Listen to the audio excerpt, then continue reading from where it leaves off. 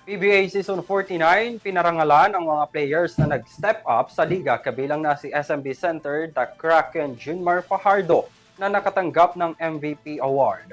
At ang mga kaganapan sa pagbubukas ng PBA Season 50, alamin sa sports balita mula kay Kyle Basa.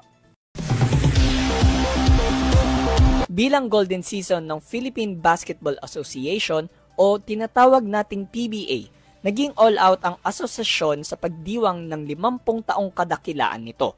Nitong October 5, namataan nating lahat ang mga so-called stars nitong nakaraang PBA Season 49, kung saan binigyan ito ng karangalan sa kanilang overall impact sa team at sa liga. Pinangunahan ito ni Junmar Fajardo sa pagkamit niya ng Most Valuable Player sa PBA.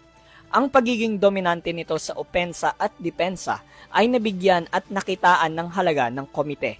Ito na rin ang kanyang 9th MVP, isang achievement na kahanga-hanga sa larangang basketball. Kasunod nito ang first mythical team na sina Robert Bolick, CJ Perez, Junmar Fajardo, Arvin Tolentino at Calvin Oftana. Ang second mythical team ay sina Scottie Thompson, RR Pugoy, Justin Aranya, Japet Aguilar at Xavier Lucero. Ang Rookie of the Year, RJ Abarientos. Most Improved Player, Joshua Munzon. Sa mga defensive specialists o ang all-defensive team na nabigyang karangalan ay sina Junmar Fajardo, Glenn Cobuntin, Xavier Lucero, Stephen Holt at Joshua Munzon. Ang Sportsmanship Award naman ay napunta kay Gian Mamuyak. Umarangkada na ang ika-50th season ng PBA at masasabi nating matagumpay at napabilib ang mga fans sa larong ginanap. Ang matchup of that day, October 5, ay Manila Clasico, Ginebra San Miguel versus Magnolia Hotshots.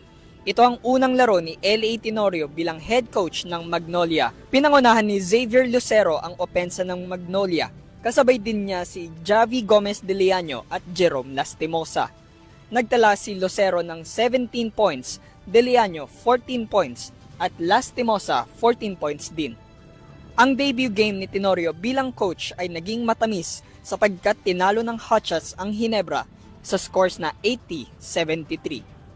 Para sa EuroTV News, ako si Kyle Basa, sumasaludo sa bawat Pilipino.